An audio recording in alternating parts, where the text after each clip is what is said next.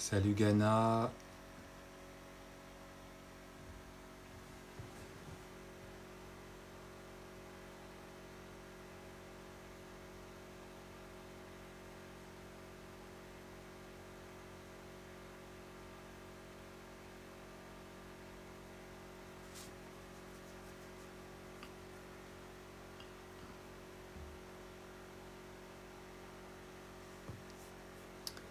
Bonjour à tous et à toutes, bonsoir à toutes et à tous. Bienvenue sur ce live. Désolé, j'étais focalisé sur mes mails. Alors, quel est le thème de ce soir? De quoi est-ce que nous allons parler ce soir?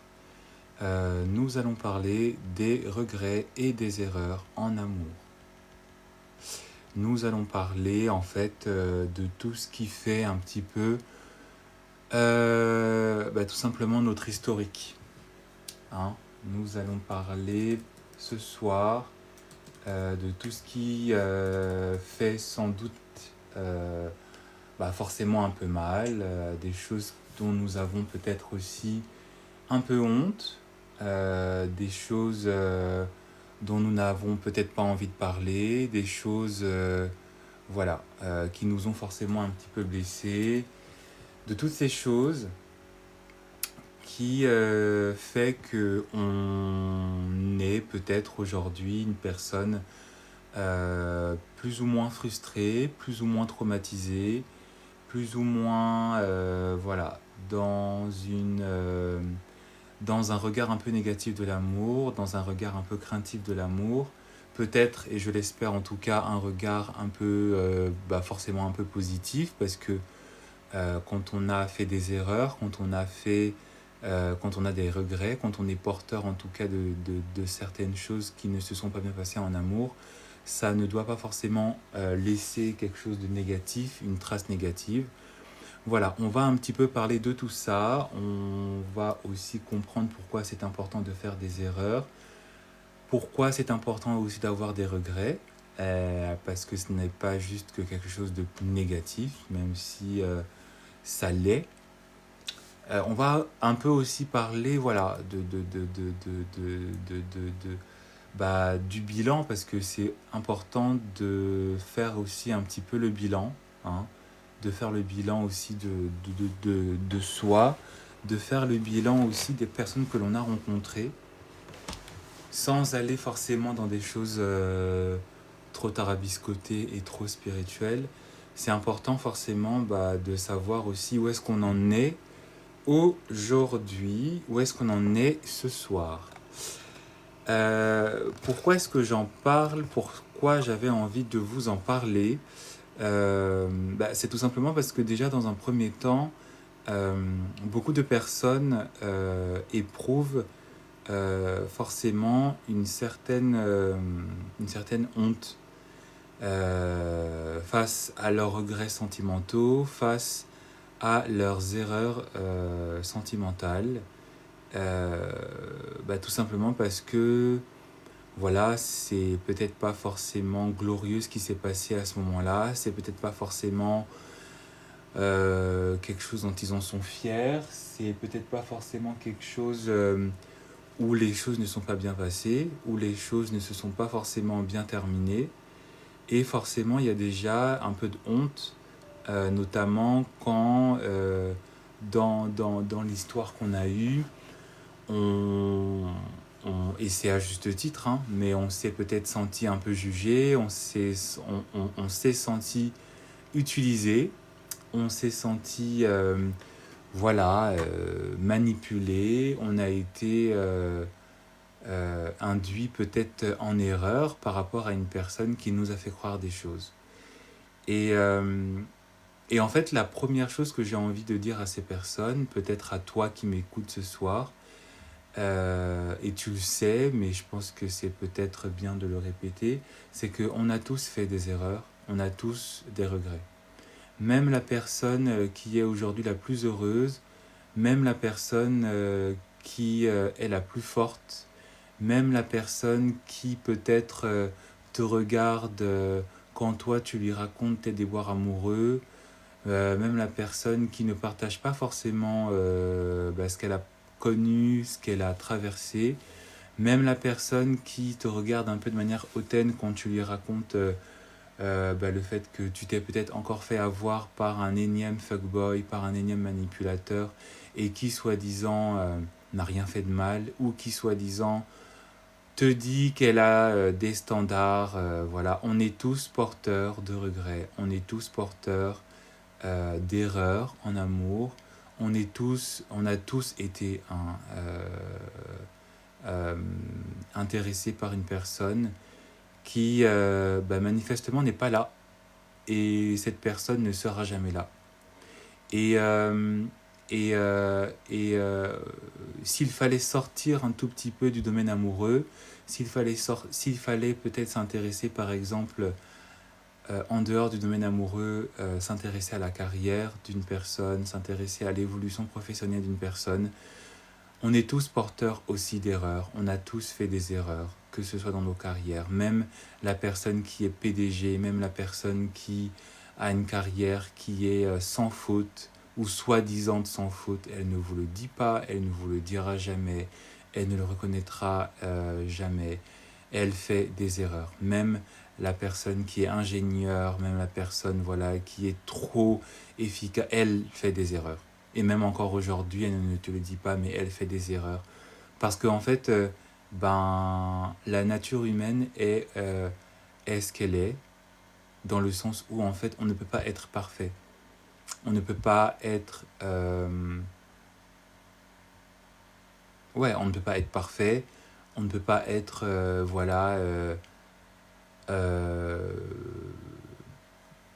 faire des choses, être dans un milieu professionnel, même si on connaît tous les process, il y a un jour où on n'y pense pas, il y a un jour où il y a quelque chose qui fait que voilà, on va faire une boulette et c'est normal. Et tout ça pour dire en fait que faire des erreurs fait partie en fait de ton histoire, faire des erreurs fait partie en fait de ton process. On est tous imparfaits, on a grandi avec des personnes qui étaient aussi imparfaites. Même si peut-être nos parents sont encore mariés et où tout semble bien vivre, il y a, que ce soit dans la génétique, que ce soit aussi dans l'éducation qu'on a reçue par rapport à de ces personnes-là, des failles. Et ce ne sont pas des failles dont il faut en fait donc qu'il faut vouloir renier, cacher ou en avoir honte, euh, parce que en fait c'est par ces failles là, c'est par ces erreurs là qu'on est en capacité en fait d'avoir aussi déjà un regard introspectif sur nous-mêmes, qu'on est conscient que l'on est là pas pour être déjà un produit fini dans la perfection de ce qu'on doit vivre, mais que on est en constante évolution et on est en constant challenge par rapport à notre vie amoureuse et même notre vie professionnelle.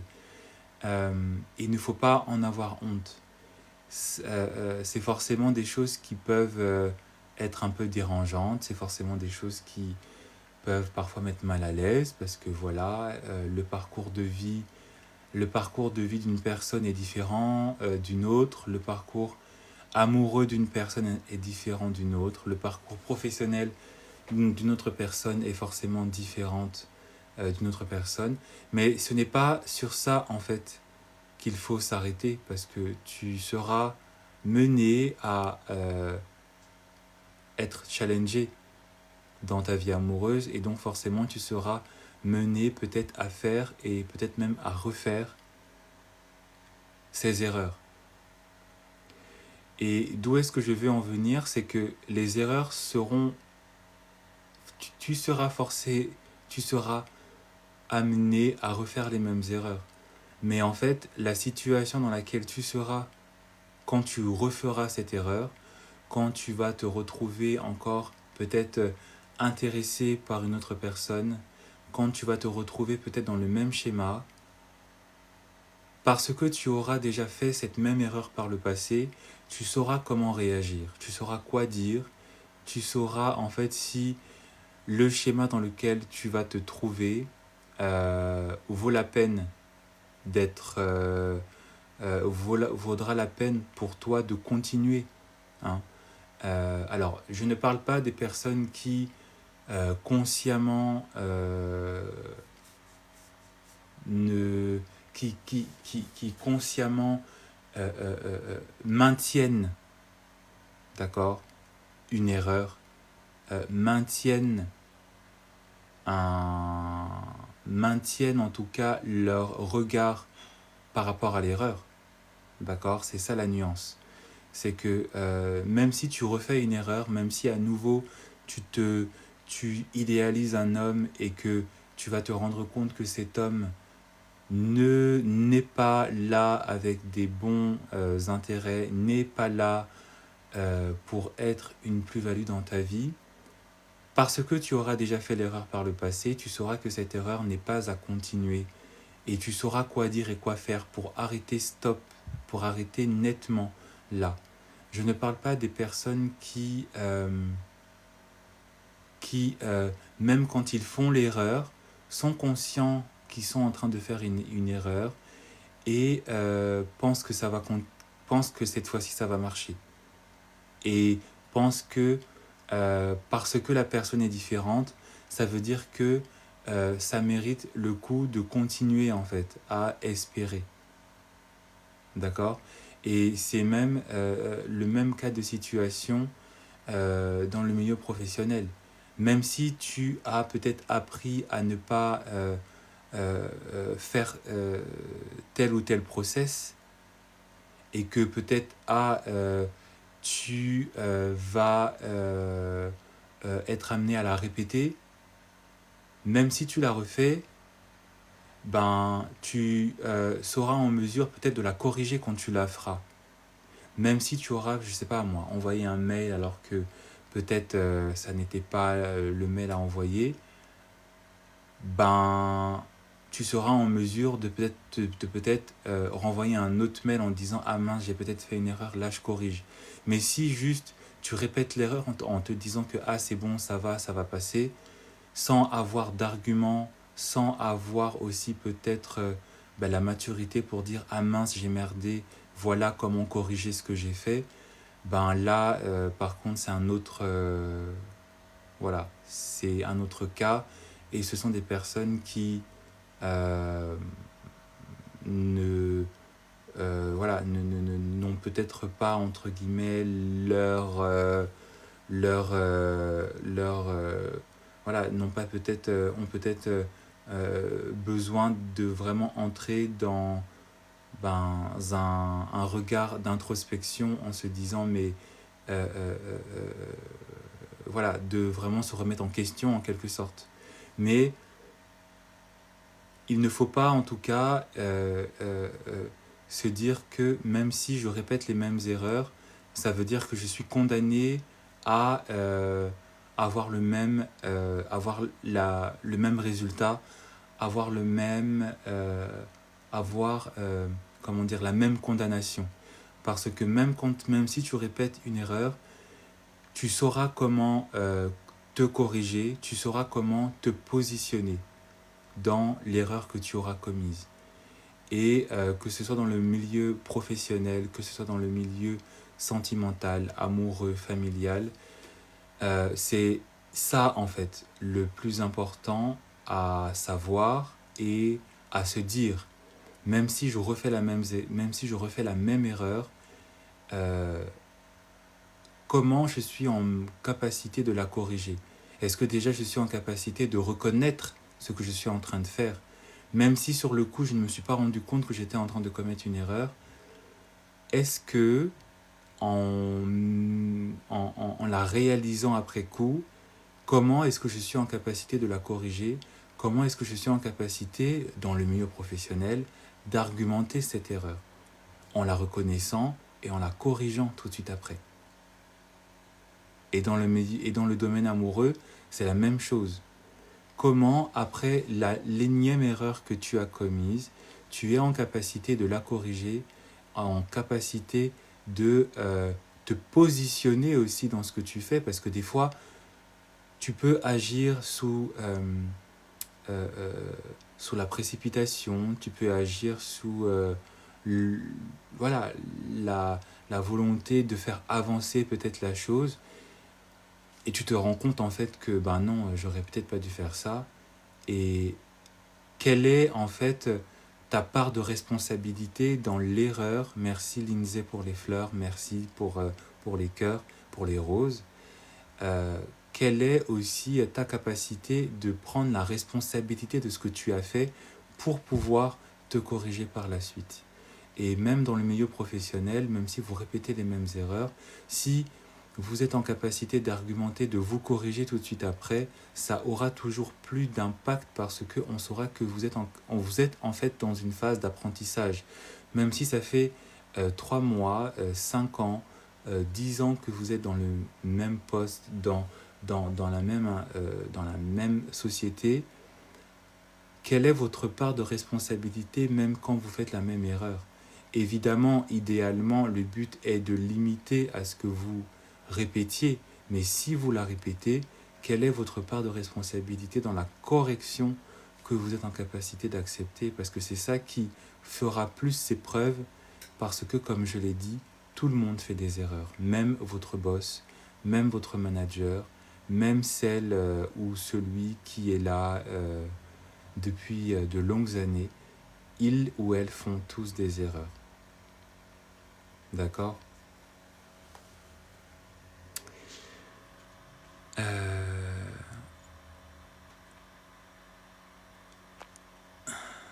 Je crois que j'ai vu un message d'une personne.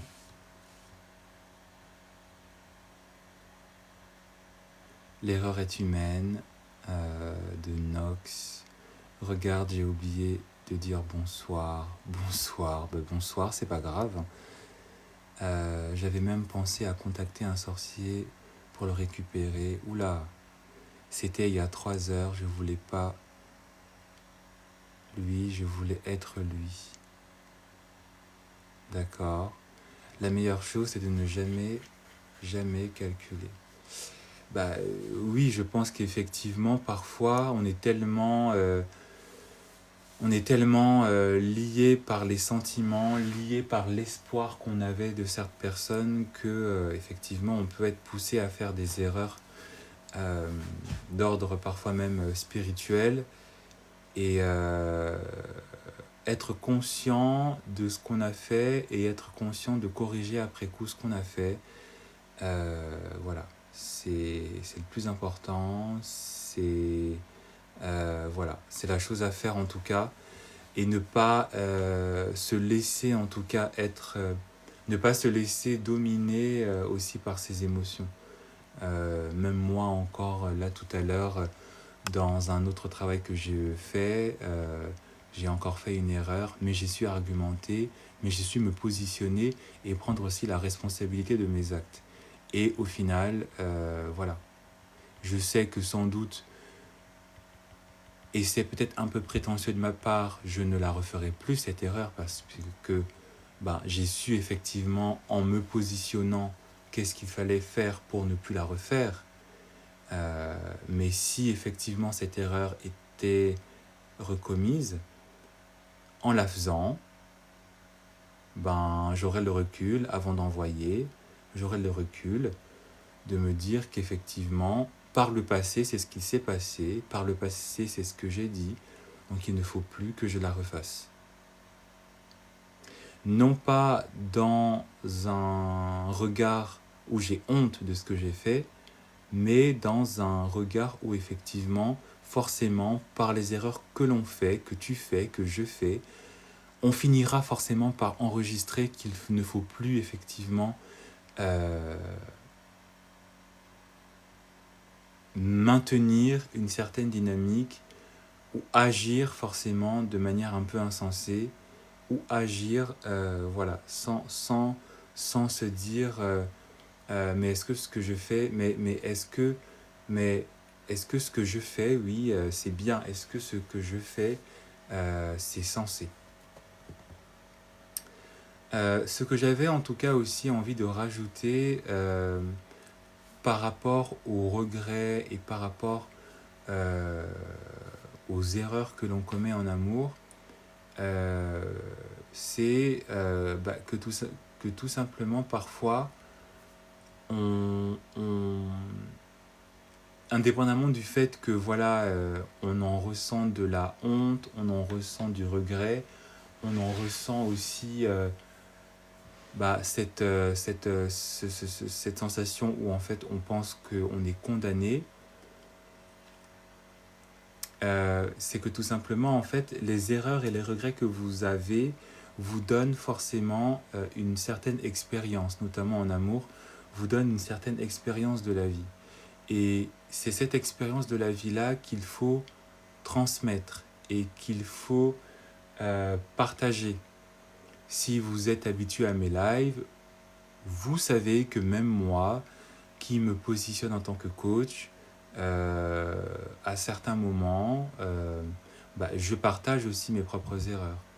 Et ce n'est pas forcément une honte que je reçois, que je ressens, c'est tout simplement en fait une expérience aussi que j'estime nécessaire de transmettre, de partager à vous, par mes lives, mais aussi par mes posts. Et aussi aux différents coachings que je fais, les erreurs que moi-même j'ai commises, que j'ai commis et que je parfois commets. Rappelez-vous pour ceux et celles qui étaient là lorsque j'ai partagé aussi certaines expériences qui m'étaient arrivées il y a 2-3 semaines. Voilà.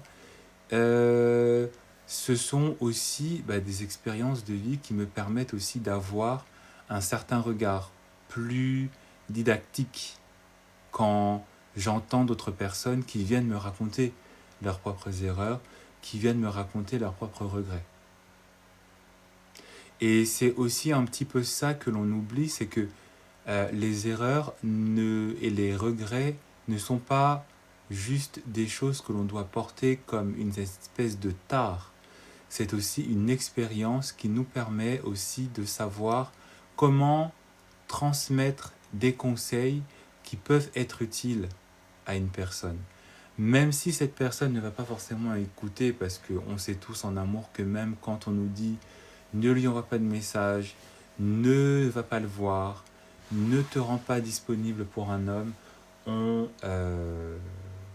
n'écoute pas, on ne veut pas écouter parce qu'on est trop...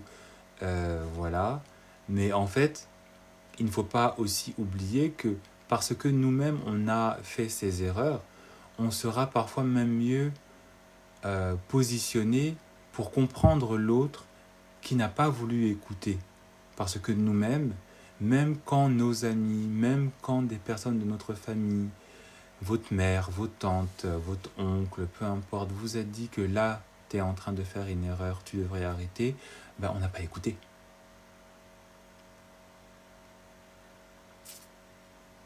Et parce qu'on n'a pas écouté, on est censé en tout cas savoir qu'il y a des chances que même si on transmet effectivement un conseil de connaissance, il faut aussi savoir que l'autre ne sera pas forcément amené à nous écouter, hein. Même si la personne va nous exposer une dynamique que l'on a connue, que l'on a très bien connue, parce que vous savez, les schémas en amour se répètent. Les schémas en amour sont toujours pareils. Les schémas en amour, peu importe les origines de la personne, peu importe le milieu social, peu importe l'intelligence émotionnelle ou pas d'une autre, peu importe qui vous avez en face, tous les schémas amoureux se répètent. Je change un peu la position de mon ventilateur parce que... Et donc, forcément, parce que tous les schémas se répètent, on est en capacité de pouvoir anticiper. Hein? Rappelez-vous ce que je vous disais la semaine dernière quand je vous demandais, à vous aussi, mesdames, mesdemoiselles, de savoir anticiper dans votre relation. Et même en erreur, quand une personne nous présente des traits d'une personne, des traits de caractère, une dynamique, bah, on est en capacité d'anticiper. Et même quand on donne un conseil à une personne, parce qu'on sait comment est-ce que ça va se terminer, comment est-ce que ça va se passer, ben, l'autre ne va... On est aussi censé anticiper que l'autre ne va pas forcément nous écouter parce qu'il ou elle sera trop amoureux, parce qu'il ou elle aura trop envie de voir quand même si, en envoyant ce message, en se rendant disponible, ben, est-ce que ça va quand même bien se terminer. Et c'est ça aussi que l'on est en capacité aussi de comprendre avec le sentiment d'empathie. Hein. C'est que même si on donne un conseil à quelqu'un, ben, il ne va pas forcément écouter. Il ne va pas forcément entendre. Même s'il va vous dire oui, ok, j'ai compris, je ne vais pas lui envoyer un message, il va se retrouver tout seul ou elle va se retrouver toute seule, ben, il va quand même envoyer ce putain de message. Et par l'empathie, on est en capacité de savoir qu'effectivement, ben, cette personne va se manger un pain, cette personne va se prendre un gros ghosting, cette personne va se retrouver encore une fois comme nous l'avons été par le passé, avec son cœur qui sera brisé parce que l'autre ben, va juste peut-être profiter, l'autre va juste peut-être avoir un sentiment de validation, l'autre va se révéler être une déception parce qu'il ou elle sera avec quelqu'un d'autre au final, mais on sait qu'effectivement, ben, l'autre, même s'il n'a pas voulu écouter, ben, comme nous aussi, on n'a pas voulu écouter quand on était à sa place, ben, il aura aussi ben, son expérience à traverser et à connaître. Et on sera en mesure aussi ben, de pouvoir comprendre, pas forcément partager, mais en tout cas de comprendre la douleur dans laquelle il ou elle sera.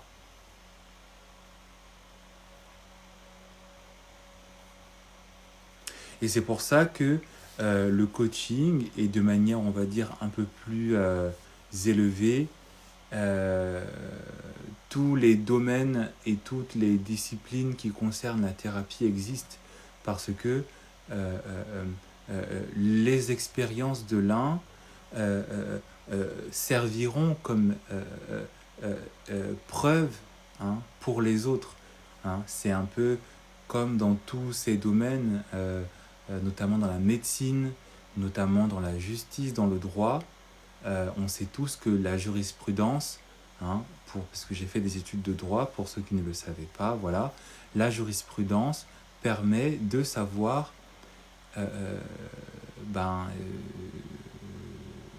les expériences en termes de droit, quelle solution donner par rapport à une situation qui s'est déjà passée, quelle a été la décision de justice qui a été donnée par rapport à une situation qui s'est déjà passée, qui est similaire à un cas que l'on va juger. C'est la même chose pour la médecine. Les expériences, les cas de médecine par le passé servent de preuves, servent d'épreuves, de preuves et d'épreuves pour la nouvelle situation qui se répète, la nouvelle maladie qui se répète, la même maladie qui se représente chez une personne. Et c'est ça qui va permettre de pouvoir accompagner et de comprendre qu'est-ce qu'il ne faut pas faire, qu'est-ce qu'il faut faire, qu'est-ce qu'il faut dire, et comment en fait comprendre même si l'autre fait et refait la même erreur. J'espère en tout cas avoir été suffisamment clair en tout cas, parce que ça peut être un peu fastidieux. Ça peut être un peu fastidieux. L'amour rend fou. Alors non, ce n'est pas l'amour qui rend fou. Ça c'est une erreur, voilà, ça c'est une erreur de pensée, c'est une erreur aussi en termes de regret. Ce n'est pas l'amour qui rend fou.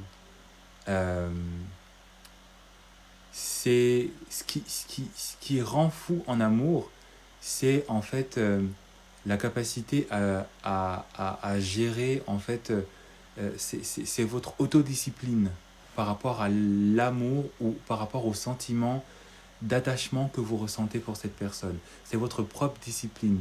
Et qu'est-ce qu'on doit entendre et comprendre dans sa propre discipline? C'est quel, quel est le mode d'attachement que l'on a reçu? Quel est le mode d'attachement dans lequel on a grandi? Et ça concerne effectivement l'éducation, ça concerne effectivement nos propres traumas, ça concerne aussi quelle est ta capacité à savoir te comporter de manière rationnelle dans le sentiment amoureux que tu ressens. Et c'est parce que tu auras certaines lacunes, parce que tu auras certains traumas, parce que tu auras un mode d'attachement qui ne sera pas sécure, c'est ça qui va te faire croire que l'amour rend fou alors que c'est ton système nerveux, hein, your nervous system.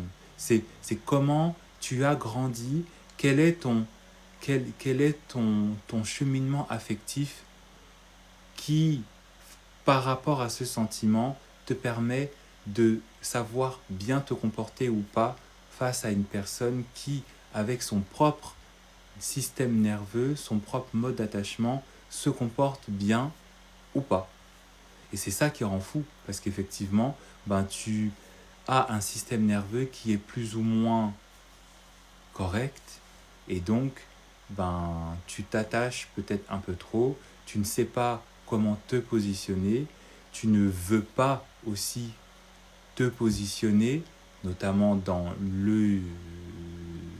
une position qui doit être juste et bien et qui doit te protéger en tant que personne. Voilà, certaines personnes ne veulent pas se positionner parce qu'il ne faut pas oublier en fait que euh, on a tous aussi notre part de responsabilité, hein. On a tous aussi notre part de responsabilité. Euh, euh, on choisit aussi un certain positionnement. Et si quelque part, par rapport à certaines erreurs, on est en capacité de les voir, de les accepter et de les corriger, c'est parce qu'on a appris par rapport au passé à savoir quoi faire ou quoi dire, à savoir comment se positionner ou comment arrêter de se positionner par rapport à une dynamique amoureuse, une dynamique de couple, une dynamique euh, sexuelle, hein, parce que beaucoup de personnes croient qu'effectivement euh, se rendre disponible physiquement pour un homme, ça veut dire qu'il y a des sentiments. Et ils finissent par comprendre qu'effectivement, ça n'était en fait juste qu'un positionnement d'ordre intime. Et ils arrivent, après, par le passé, à comprendre qu'effectivement, leur erreur, leur regret, par le passé, ne doit pas être répété parce que du coup, ils arrivent à comprendre comment se positionner ou se repositionner en tant que personne. Donc non, l'amour ne rend pas fou, c'est ton système nerveux, c'est ton passé, c'est ton éducation, c'est ta connaissance aussi, hein, en termes de valeurs, en termes aussi de dynamique sociale, parce que l'amour, ça a, hein, une dimension aussi sociale. Et donc dans cette dimension sociale, il y a des codes à respecter, il y a une dynamique à respecter, il y a j'avais envie de dire presque des lois à respecter, hein. Notamment dans le schéma patriarcal, l'homme est censé avoir une certaine place et la femme est censée aussi avoir une certaine place. Non pas dans une vision qui doit forcément tout le temps être négative, de domination, etc.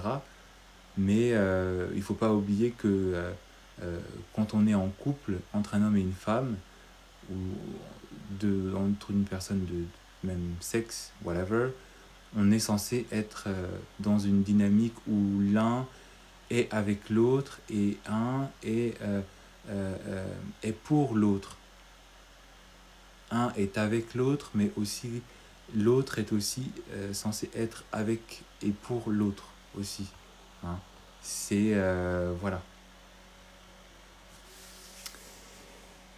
Est-ce que je pourrais poser une question après votre propos? Bien sûr, Jane, dis-moi, quelle est ta question? Je vais boire de l'eau parce que j'ai la gorge sèche. Donc je te laisse me poser ta question et je reviens.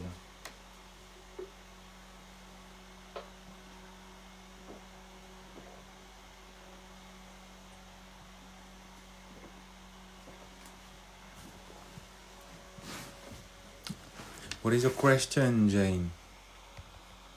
C'est quoi ta question?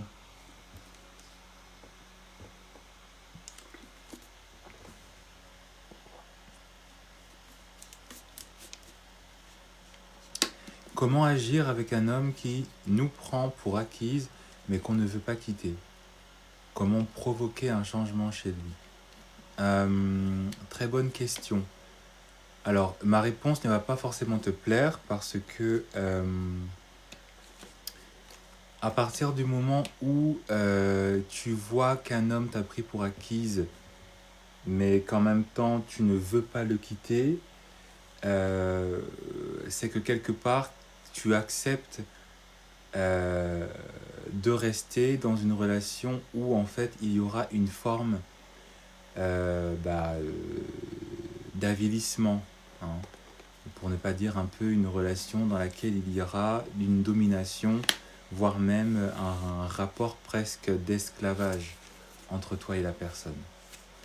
Parce que s'il te prend pour acquise, c'est que en fait, il t'a bloqué, il t'a lié.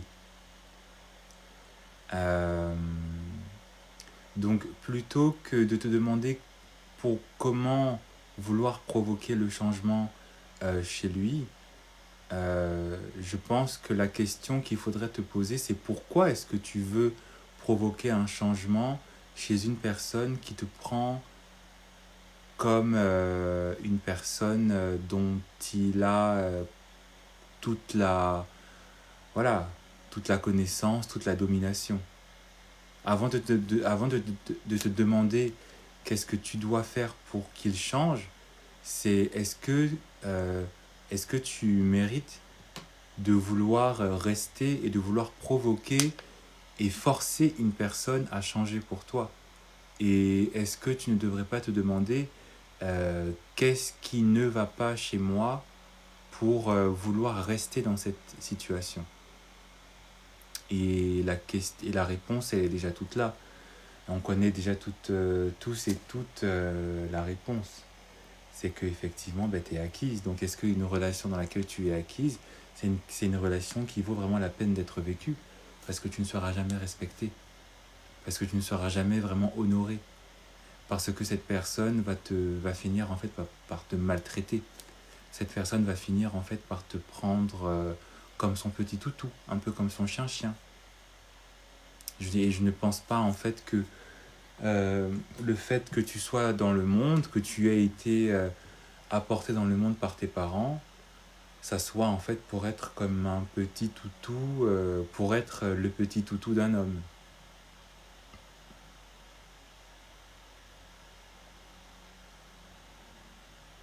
Et pour encore plus répondre à ta question, il n'y a rien que tu ne puisses faire qui va provoquer un changement. Parce que comme je l'ai dit, hein, et je l'ai dit il y a quelques secondes, même minutes, une, quand vous êtes dans une relation amoureuse, quand vous êtes dans une relation sentimentale avec quelqu'un, vous vous attachez par rapport à votre propre mode de fonctionnement en termes de système nerveux, d'accord, en termes aussi de croyances limitantes, en termes aussi d'expérience. Et donc, si tu décris aussi clairement qu'il y a un dysfonctionnement, c'est que effectivement, chez toi comme chez lui, il n'y a pas quelque chose qui va permettre à ce qu'il y ait une guérison. Et donc, il n'y aura pas de respect dans la relation. Comme je l'ai dit encore, l'homme et la femme dans un couple ou deux personnes, même si vous êtes de même sexe, vous êtes censé respecter une certaine dynamique. Mais respecter une dynamique qui doit être saine et qui doit être voilà, euh, satisfaisant pour l'un et aussi satisfaisant pour l'autre. Donc si tu veux vouloir provoquer un changement chez une personne qui ne t'est pas satisfaisante pour toi, pourquoi tu veux rester en fait? Parce que tu l'aimes, mais tu l'aimes pourquoi? Est-ce que tu l'aimes pour de bonnes raisons? Ou est-ce que tu l'aimes, et la réponse elle est clairement là, est-ce que tu l'aimes pas plutôt pour de mauvaises raisons?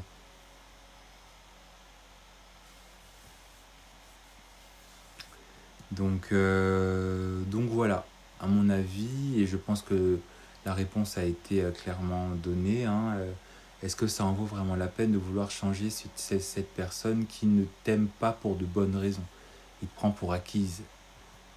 T'es pas censé être une femme acquise. T'es pas censé être une femme, voilà. Être acquis, c'est de la dépendance affective. Faites une pause avec la solitude, ça va se régler.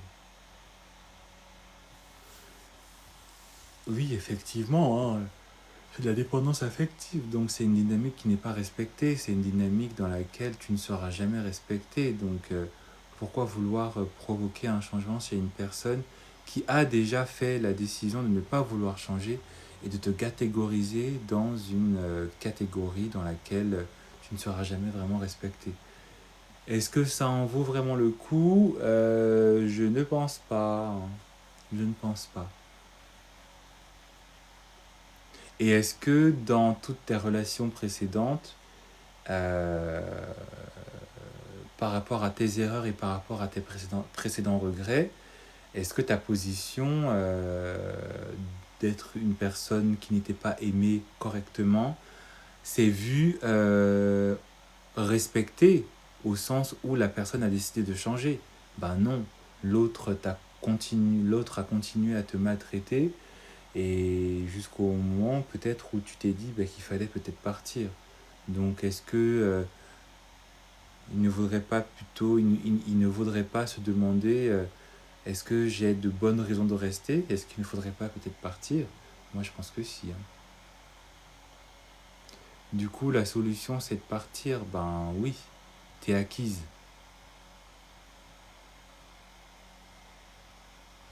T'es acquise.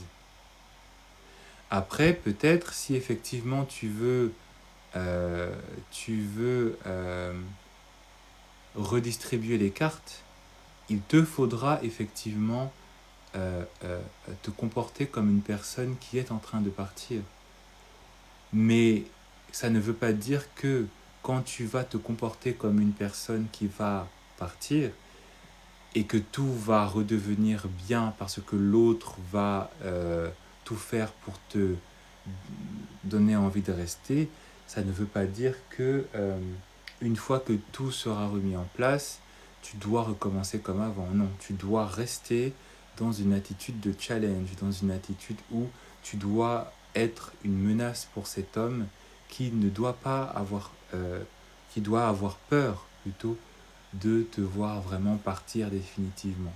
Parce que tu te seras donné ou redonné de la valeur.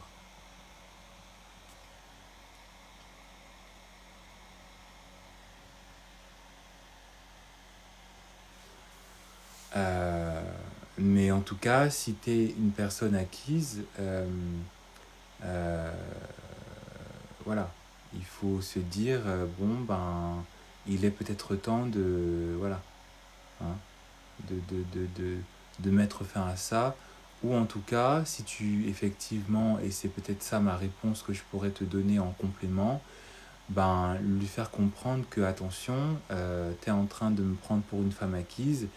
Je redistribue les cartes, je reprends possession de mon indépendance, je reprends possession aussi de tout mon mystère, je me rends moins disponible, je me rends peut-être moins aussi gaga de cet homme, je redeviens en fait un flirt, je redeviens voilà, une personne mystérieuse, je deviens ou je redeviens en fait un challenge, une femme fatale. Je voilà.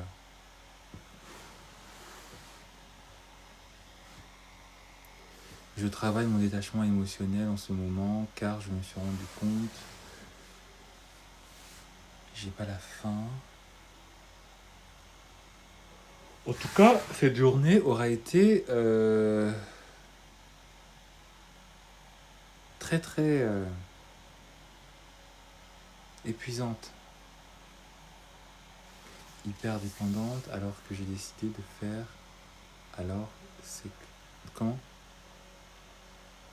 Alors, oui, tu dois effectivement travailler ton détachement émotionnel, mais indépendamment de travailler sur toi-même par rapport à ton détachement émotionnel, il faut aussi travailler ton détachement en termes d'action, en termes de dynamique. Tu dois aussi te retirer dans ta dynamique. Tu dois, comme je l'ai dit, retravailler ton mystère, retravailler aussi ta place. Hein. C'est un terme que j'emprunte à la psychologie. Euh, voilà, il faut se repositionner en tant que sujet, en tant que personne. Et se repositionner en tant que sujet, c'est déjà devenir ou redevenir une personne qui se donne ou qui se redonne de la priorité, qui s'intéresse à ses intérêts, qui s'intéresse à son évolution, à son avancée propre, qui arrête en tout cas de donner du temps ou de surdonner du temps à l'autre, de donner ou de surdonner de l'attention, de donner ou de surdonner de la considération. Arrêtez de le mettre sur un piédestal. Arrêtez d'avoir peur que, effectivement, sans cet homme, tu ne puisses rien faire. Savoir que si il part, il y aura toujours quelqu'un d'autre qui va venir ou qui va revenir.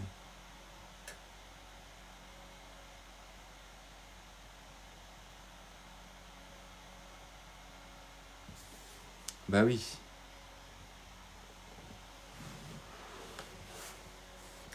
Donc tout ça pour dire en tout cas que tes regrets, tes erreurs en amour ne doivent pas être vécus juste comme quelque chose de honteux, de traumatique. Tu dois en fait en retirer une expérience et tu dois aussi en retirer, en reprendre une espèce aussi de fierté parce que tes erreurs sont aussi un peu comme un guerrier qui est bourré qui a plein de cicatrices sur son corps. C'est aussi le fait qu'il a affronté la vie, hein.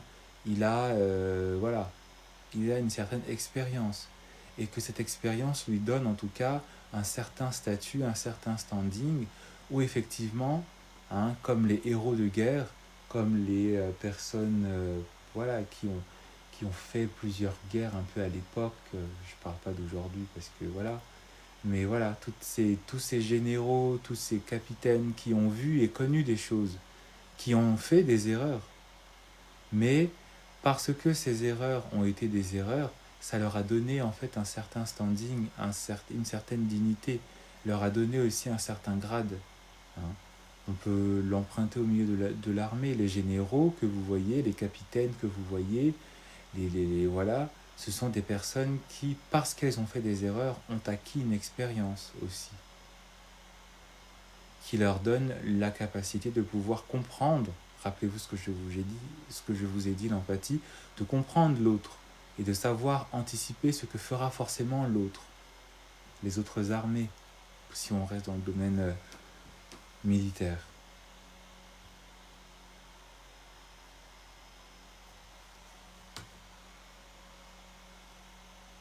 Donc voilà, c'est, je pense, une, euh, une, euh, une, euh, une certaine, comment dire, ouais, une certaine, une, une, une certaine expérience de vie qui vous permettra de savoir comment vous positionnez même dans les nouvelles erreurs que vous allez refaire. Tu as l'air épuisé. Bah oui, j'ai l'air épuisé. Et alors? Ça me fait quand même de jolis traits d'être épuisé, non?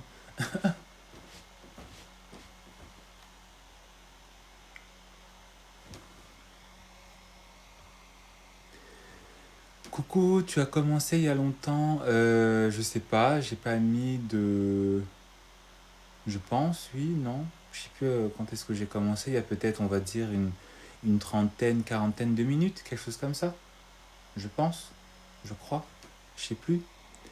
Mais ne t'inquiète pas, Ayam TTB, comme tu le sais sûrement, il y a la rediffusion sur YouTube. Donc, si tu es une bonne abonnée, une abonnée fidèle et une abonnée qui veut apprendre, tu repartiras sur ma chaîne YouTube pour voir ce dont il a été sujet. Hein? Voilà. Écoutez, je pense avoir tout dit. Je pense avoir fait le nécessaire. En tout cas, j'espère vous avoir donné des petites clés, en tout cas. Je pense que le live va s'arrêter là.